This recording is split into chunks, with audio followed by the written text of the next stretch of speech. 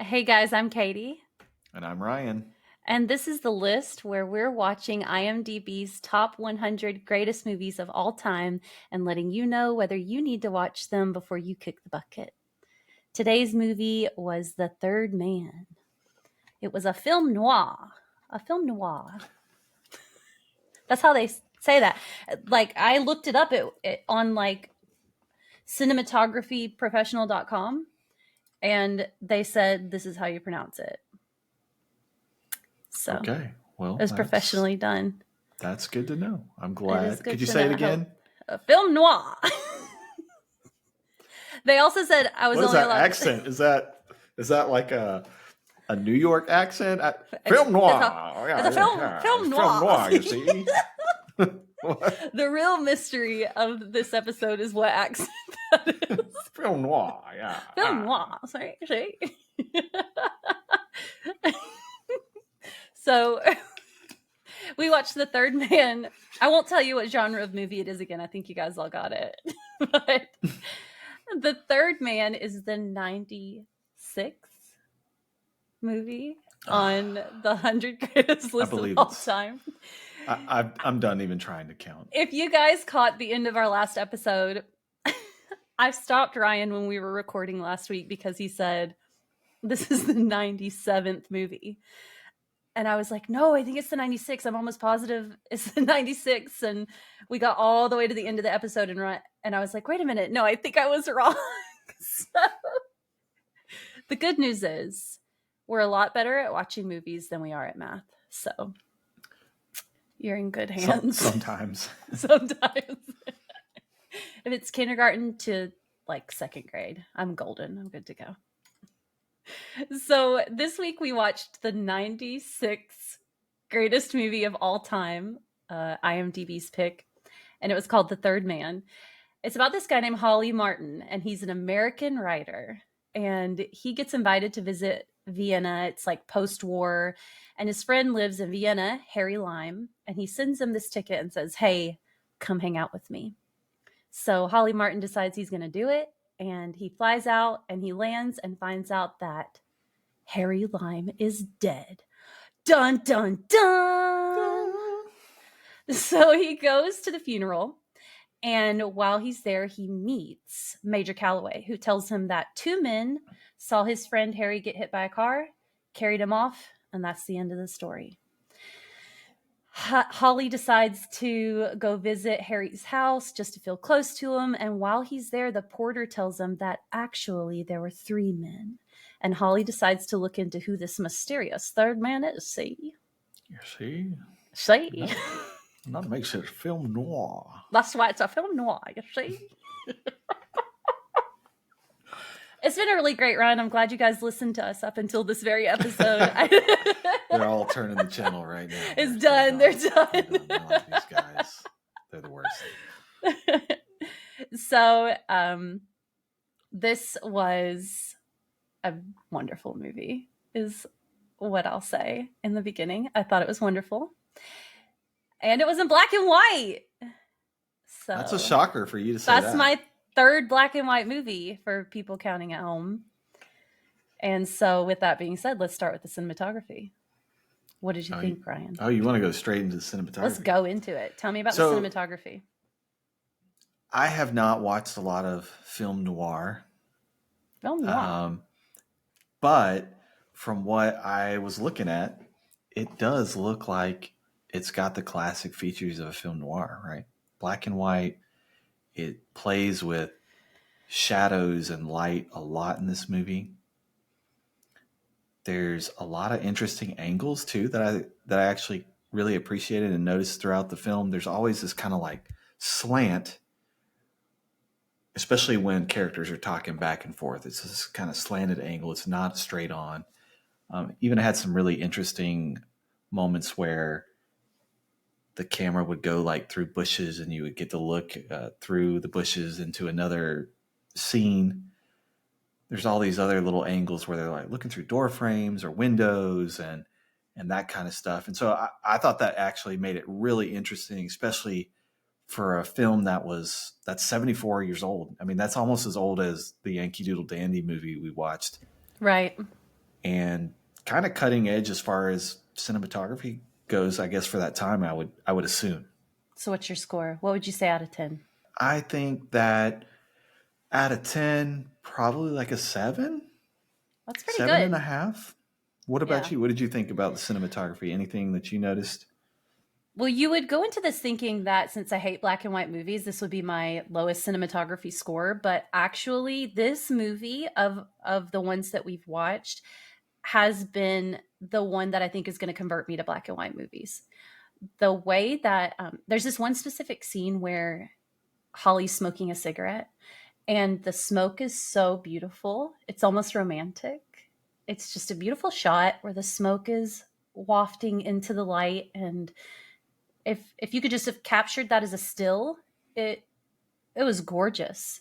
And the whole movie's like that. The whole movie is shot so artistically, and not in that kind of overt way where you know you're watching an artsy movie, but Mm-hmm. it's not at the forefront of it, but it still is so artistic. And a couple of the shots, I did see a couple of the shots that you were talking about, but this cinematography score for me is less about the framing and the unique shots and more about the way that the director used lighting in a black and Yeah. white movie to make it so dimensional and so beautiful. And there were a couple of shots of his shadow, of someone's shadow, that was so fun to watch. And there's this whole scene that happens in the sewer. That was a lot of fun to watch. So there was good cinematography stuff besides the picturesque black and white that was done. Um, Overall, I'm going to say an 8.7, almost a 9 for me. It was beautiful, and I was I, very I impressed. agree. I was really impressed about the contrast that they got from the black and white. And it really kind of gave the movie kind of an overall extra dimension as far as the feel goes to it. Mystique. Kind of. I mean, the film in general is just kind of, it's hard to describe, but it has this, yeah, mystery about it, but it also has this kind of sinister, the world's not quite right feel to it as well. Yes. And I think the lighting and the camera angles and all that play into that. And almost like, I know that like all films during that time were filmed in black and white, but to me, But the contrast on these with the lighting almost makes it seem like the world is not, you go into a lot of movies and you feel like there's a good and a bad, and it's black and white, it's very right. obvious. But in this film, and I think this is a film noir thing, is that the lines between black and white are kind of blurred. It's not a simple easy decision for the protagonist, just like in this film. Yeah. It's kind of a gray area. And Just it's if reflected in that. the cinematography. It does make sense. And I will Mhm. also say that there are movies that are filmed in black and white because that's what's available. But it didn't feel like that to me watching this movie. No. I would I wonder if the director would have filmed in color if it were possible, but I'm glad that it wasn't. I'm glad that it wasn't in color. It wasn't just a movie filmed in black and white. It was a movie that felt so intentionally lit and lacking color, but I don't even like to use the word lacking because it lacked nothing Yeah. And I because it think was you in can black and really white. tell the progression of film from the 81 year, the 6 year Yeah. difference there on just the lighting itself. Oh yeah. Yeah. I go back to that smoke, but it's my favorite shot of the entire movie.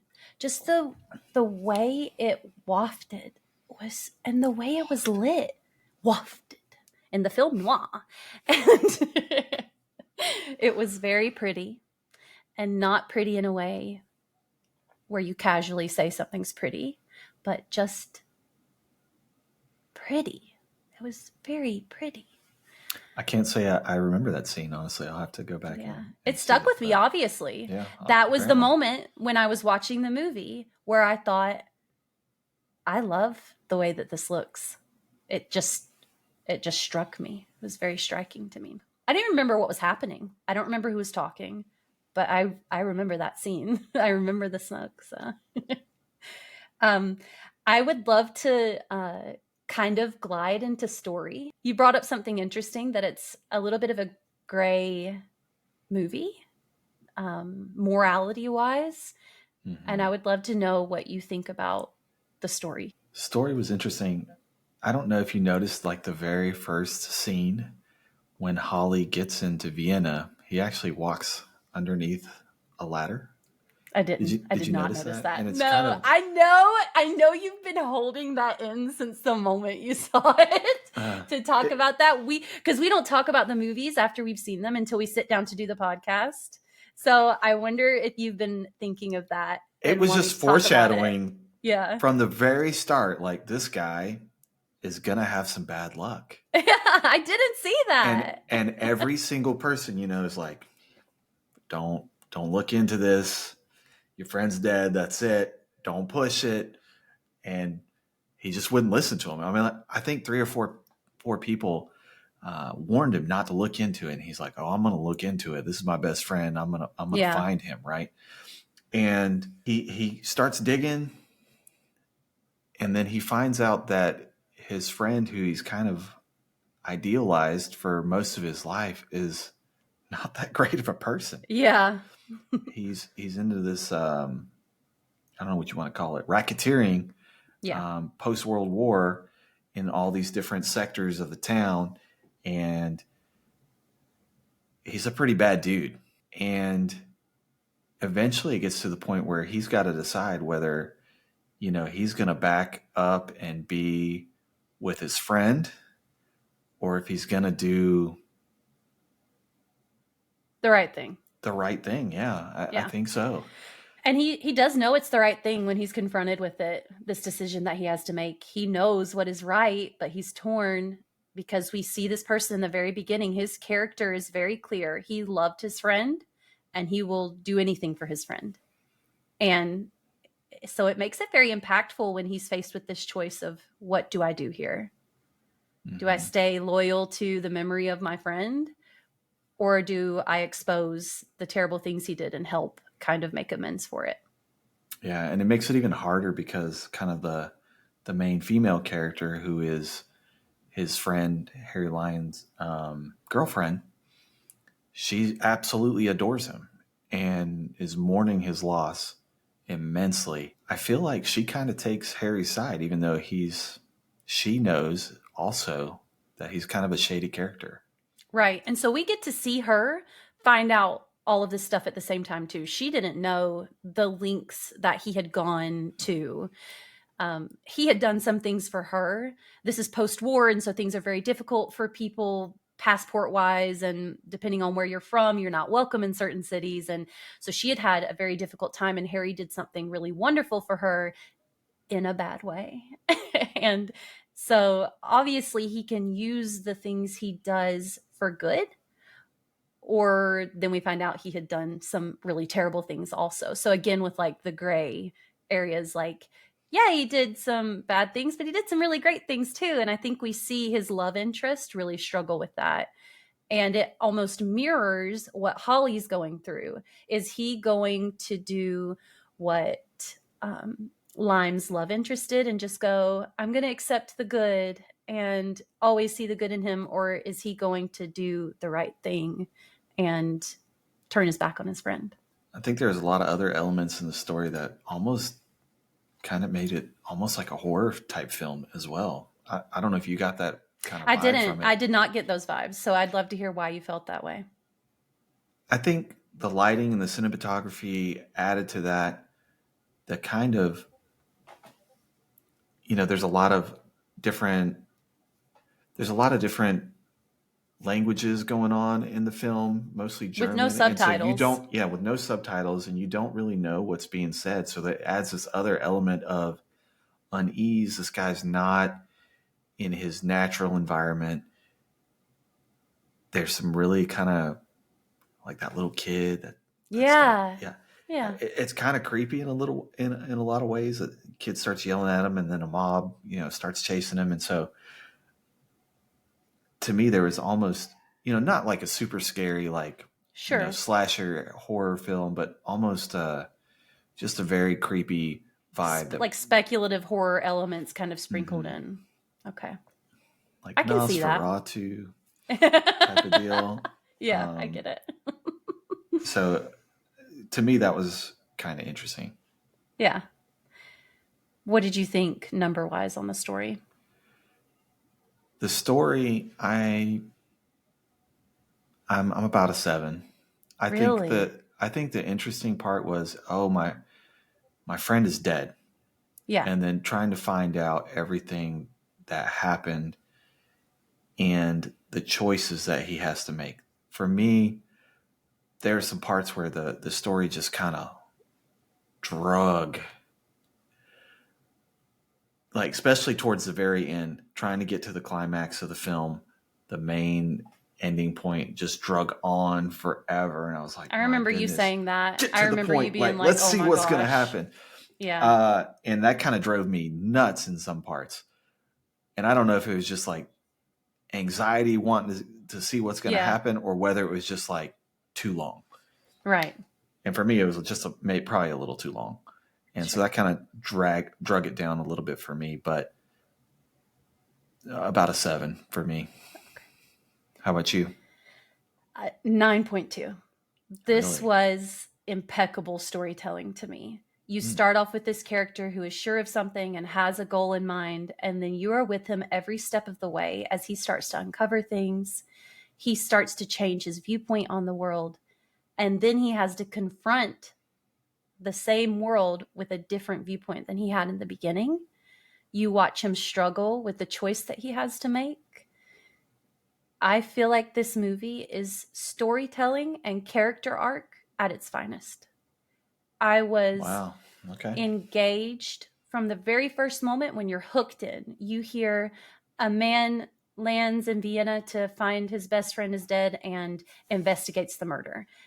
Great, gripping hook where you're invested and want to hear what happens. But the best stories to me start off with that hook and with that overarching plot, but pull you in when you start to care about the character and seeing how they're developing and changing and confronting the world. And this movie handled that impeccably to me. Script wise, storytelling wise, acting wise, it was all handled so well. Um, I agree with you that there were a couple, I mean, maybe one time. I feel like there was one time the story was kind of dragging. But when I mirror this with North by Northwest, I feel like they're both gripping hooks. And this movie did what North by Northwest didn't. It made me care about the characters and made me want to see them see their journey. Because I feel like see them succeed doesn't apply in this scenario, but I wanted to see his journey. I wanted to see what happened, not because of the overarching plot, which was important to me and I was invested in, but because I wanted to know what happened to him and how he Yeah. got through it. The relationships with the characters, I think, are actually really complicated, especially So well developed. between Harry Anna. and Anna, and then Yeah. Holly and Anna, and even Yeah. Holly Lime. and Harry. Yeah, Yeah. and that's what really made it interesting. I think I did care about the characters more in this movie than I did North by Northwest. I think I did care about. I know I did. The romance part, I knew I cared about more, but I knew it was good. I mean, you just know from the very beginning it's going to be. It's somewhat tragic, right? Yeah. On either side, no matter what's going to No happen. matter what. So I thank you for bringing up the romance because that was another impeccable part of this movie. I had conflicted feelings. Do I want them to be together? Do I not want them to be together? And I had conflicted feelings about how I was going to react either way.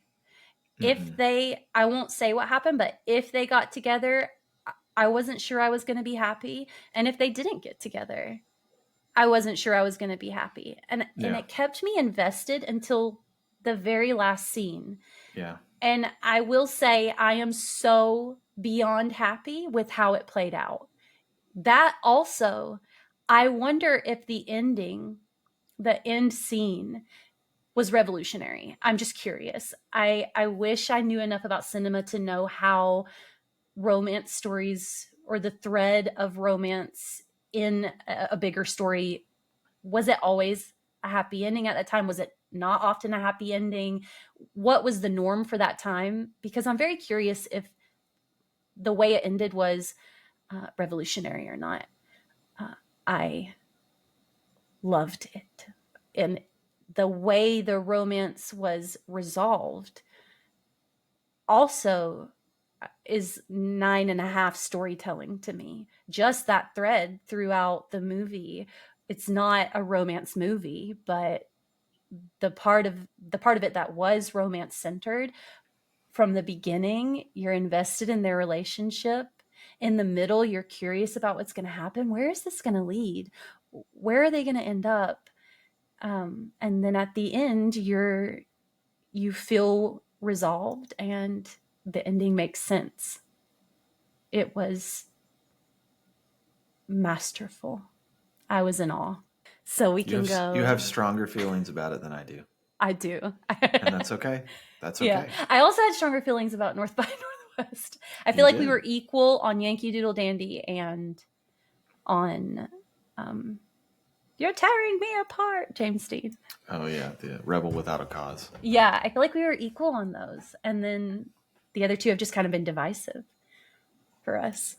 Mm-hmm. So let's talk about acting. I'll just go ahead and finish because I feel like it goes well from story. I give the acting a 9. The acting was very good. I'll agree with you 100%. Acting was phenomenal. Yeah. Phenomenal from every single character in the film. Detective Calloway especially was very good.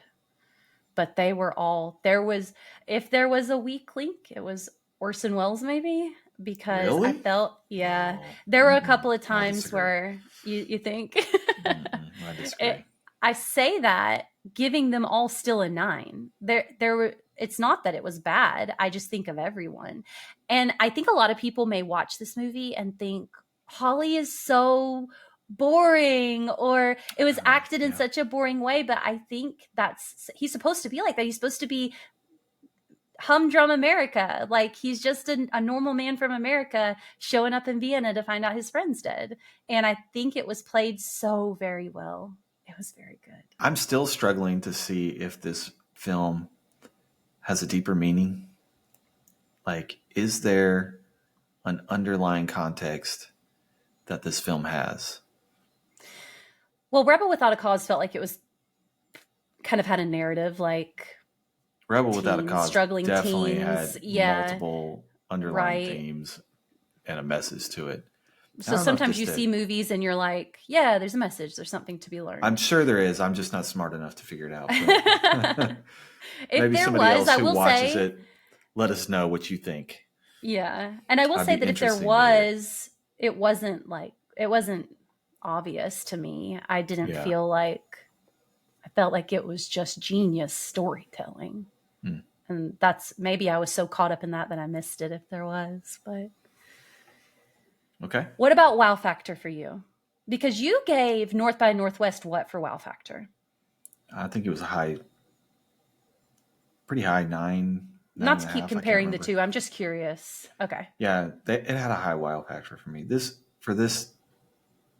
I think the wow factor was the complexity of the characters, the beautiful lighting, and the scenery with this black and white film. The end scene to me was actually really kind of not. I mean, it was kind of a wow factor for me too, because you start off in the overworld, and then you kind of go down into the sewers, where everything just kind of closes in and gets closer and closer and closer. And then it opens back up again towards the end.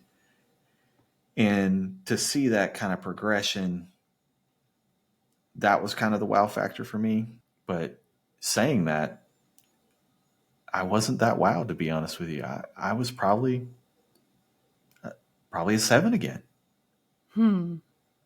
So just barely above average. Yeah.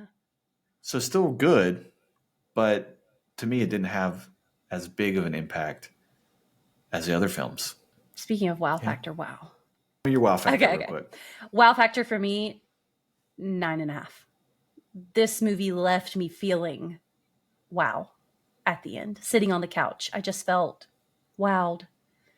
I felt like I had been transported through an incredible story with incredible cinematography and incredible acting.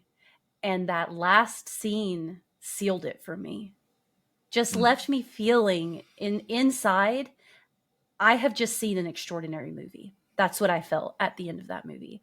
I've just experienced top tier filmmaking is how I felt. So wow factor for me. The only reason I'm not wow factoring out of 10 is because I'm afraid, because we're on 96 or 95 or 97. And I'm like, how does it go up from here? Really? Okay. Really?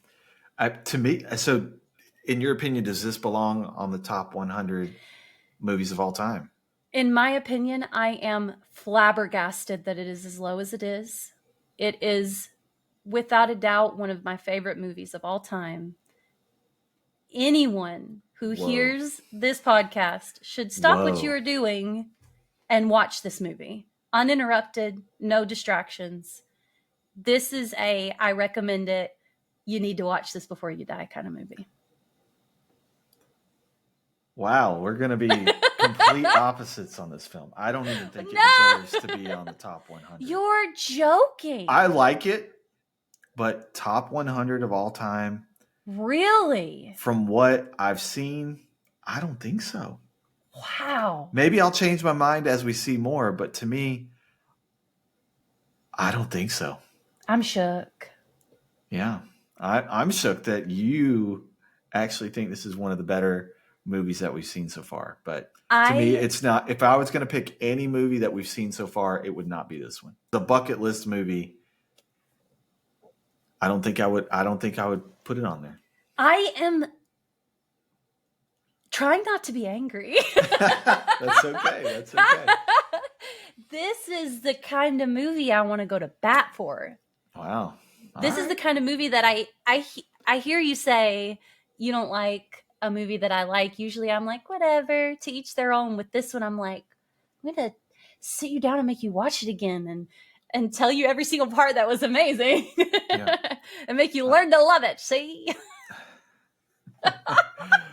Well, let's rank it then. I have Rebel Without a Cause as number 1, Yankee Doodle Dandy as number 2, and North by Northwest as number 101. And we're going to put it in first place, replacing Rebel Without a Cause. Yes. No. Yes. You have got to be kidding me. I don't know how this movie will leave my first place. Oh my gosh. No. It's Rebel Without a Cause. Better than Rebel Without a Cause? Rebel Without a Cause is fantastic. Absolutely flabbergasted. Like, I am absolutely speechless. You have got to be kidding me. Wow. Rebel Without a Cause is an exceptional movie. The Third Man was better. Do you have Alzheimer's and you can't remember very far? Oh my goodness. Okay. I'm not saying that everything You're entitled to your opinion. Listen. Although it is wrong, but you are entitled to it. I'm not saying that everything I said last week about Rebel Without a Cause is invalidated. I still meant every word that I said, and I still think it was an incredible movie. But it's like when you've only tried Hershey's candy bars and somebody brings you Swiss chocolate to try for the first time. Hershey is still good, but Swiss chocolate is better. I am absolutely shocked. But that's your It's like opinion. normal And Cheetos versus I'm Flamin' shocked Hot on many Cheetos. levels, in fact. I'm shocked that number one is a black and white film for you. I know. After Look at the character growth. Speaking of character arcs and growth, character look at my arc right here. growth. Cat. All right. Well, let me show you mine then. I thought it would take us many more movies to get this worked up, if you want me to be honest. In my top 10 tier so far, I have Rebel Without a Cause as number one, Yankee Doodle Dandy number two, and North by Northwest number three. Same as Cat before. However, I am taking mine and actually putting it below North by Northwest. No, you're not. Yep. You absolutely are not. You're I doing that out of actually spite enjoyed- because you're mad at it. Not at all. I actually enjoyed North by Northwest What? better than The Third Man. Even though the storytelling was more complex, the plot was a little more interesting. There was just something about the film, and I can't put my finger on that I just didn't enjoy as much. And even though, I gave it pretty good rankings, and I think it in all the little spots, the elements hit really pretty hard. For me, it's just something about it. I don't know. I can't explain it. It's just a feel thing. I don't care for it as much as the other one. And it's 100% not even close to the realm of Rebel Without a Cause. Not even on the same plane. Like, it's not even the same dimension. So I don't even know how you could rank it above that. I'm mind blown. You can say whatever you want. I can't believe. How hard is this for you to say I'm allowed to say it's better? No, you can do. It's not hard at all. I can't believe that you think it's better than that movie. But I'm sure we're gonna have many more moments like this as I find this so interesting because it goes to prove that a movie can be the best cinematography you've ever seen, have stellar acting, have the best storyteller ever writing it down. But if you sit through that movie and it just doesn't do it for you, it's not going to be a great movie to you. I find that so interesting. I'm not saying it's not a great movie. I think it is a great movie. Right. But for me, not as good as the other ones. For you to say that, definitely not on the same plane of existence. You don't even rank it above Yankee Doodle Dandy, which is not a bad movie, but I wish I could look inside of your brain to understand how it's not even better than Yankee Doodle Dandy to you, because they are worlds apart to me. Worlds. There are worlds between this movie and that. And I feel like you kind of had the experience with this movie that I had with North by Northwest. Maybe.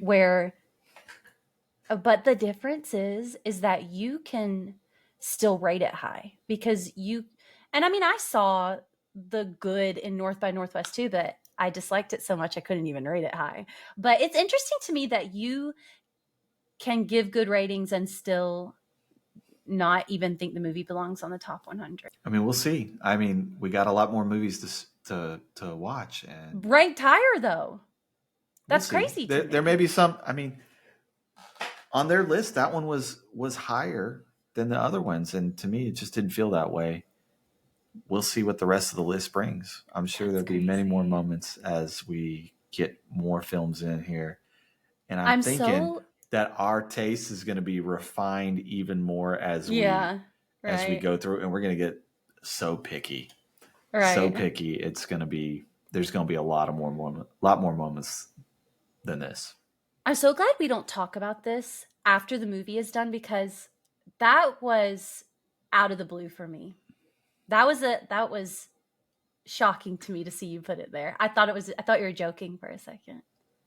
Nope, it's not a We joke for can me. sit through the Mm-mm. same movie and have such a different experience. And that's the cool thing about art, right? It's Yeah, like right? two people can sit Perspective. there and watch the same thing or look at the same thing and hear the same thing, but have a completely different emotional reaction to it, Right.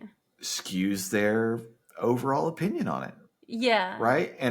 And that's the cool thing about art. It speaks to some and it doesn't to others, and doesn't mean it's not good.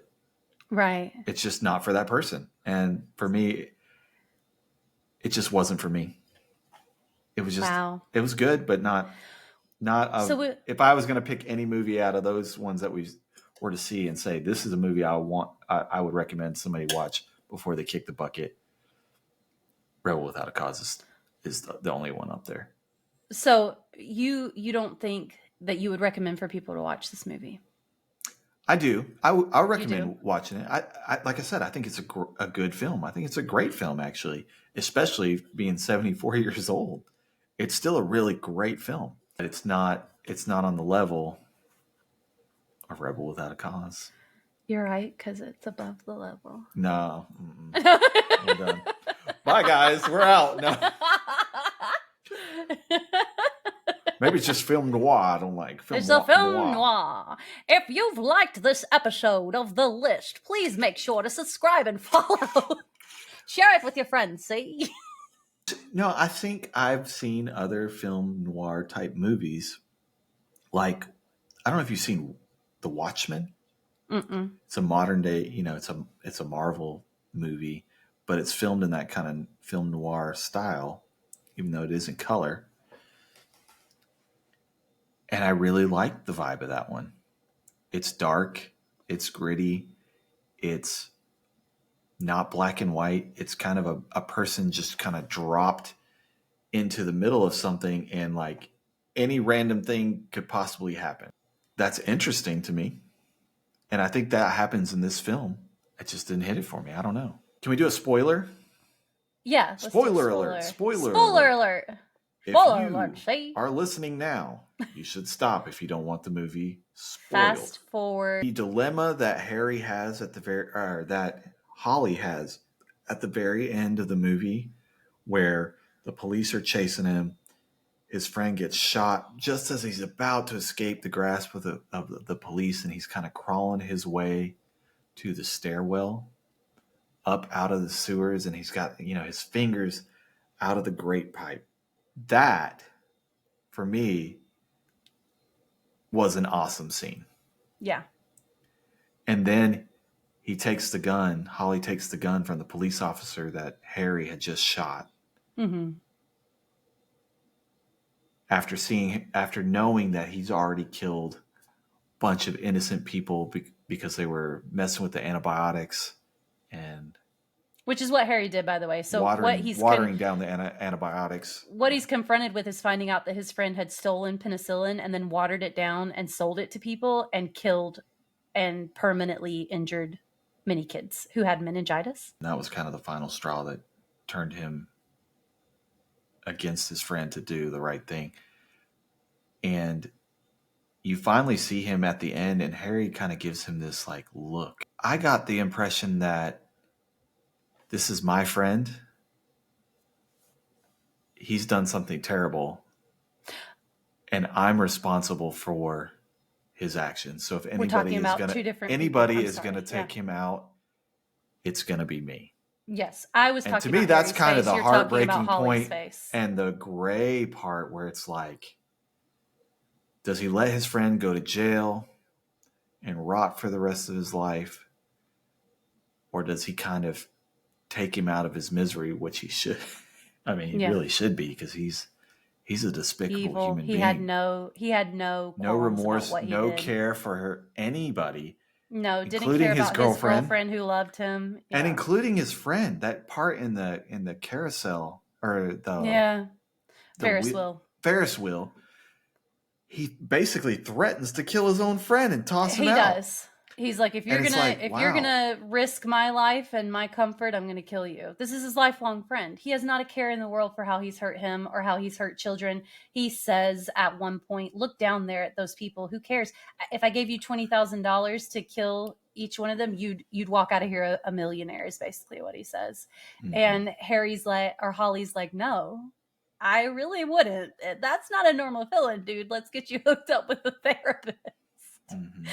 And it does put him in this terrible situation of having to decide, or having his eyes open for the first time and seeing, oh man, he's really not a great person. And it's mirrored in this situation where Anna is having the exact same experience at the exact same time, but instead of grappling with it and thinking, I need to do what's right, she's so torn by her love for who she thinks Harry is that she will not turn on him, even when she finds out that he doesn't care what happens to her.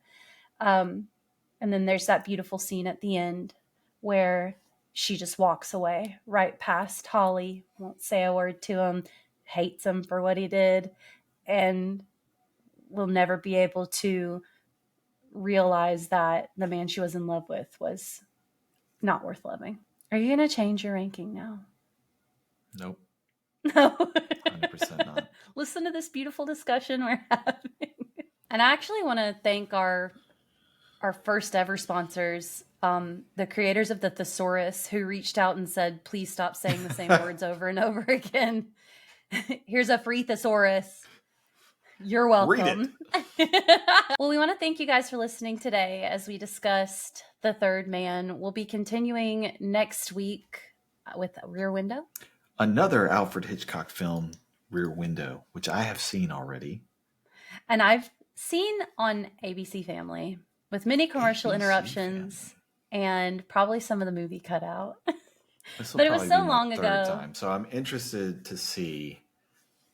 It's been a little while, so I'm interested to see how it's going to be watching it for the third time. The experience. If I'll have the same experience or notice other things that I didn't notice the first time watching. So I hope you guys will join us as we discuss that. We'd really love to hear from you. If you want to discuss on Facebook or in the comments of YouTube, you're welcome to send us a message on Instagram. You can follow us there, Ryan and Kat's List.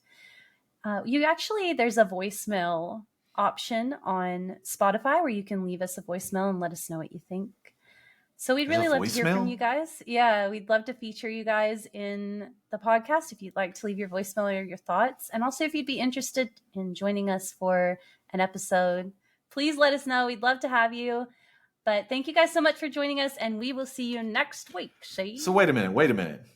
Anybody in the world can leave a voicemail on our Spotify? Yeah. That's scary. Yeah, I'm excited. What kind of weirdos are gonna Why would you tell anybody that? Come on, chime in, weirdos. What kind of weirdos are gonna start talking to us about? Actually, I hope you weirdos get on there and talk to Kat about this movie and how it is not better than the other ones. So we're done. If you're those weirdos, lots of comments. Bring them on. You're done. Thank you guys for joining us. We'll see you. I lost the accent. We'll see you next week. Bye.